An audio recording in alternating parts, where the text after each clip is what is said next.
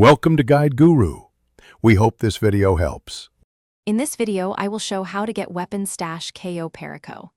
Approach from the northwest shore, use suppressed weapons, and disable alarms before moving inland.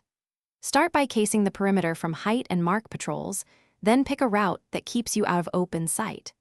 Prioritize quiet takedowns and loot collection, and stash gear in a nearby safe house before extraction to avoid losing supplies. Prepare gear that maximizes stealth and speed, and test it briefly before committing. Equip suppressed weapons, lightweight body armor, and a compact explosive or lock bypass. Bring ample ammo, health kits, and a fast boat or aircraft for extraction. Practice the entry route once to learn patrol timings and cover points. Keep noise low and movement deliberate to avoid alerting multiple guards at once, which complicates escapes. Move slowly and watch for predictable guard cycles to slip past unnoticed. Use foliage and terrain elevation to remain concealed while approaching the stash zone.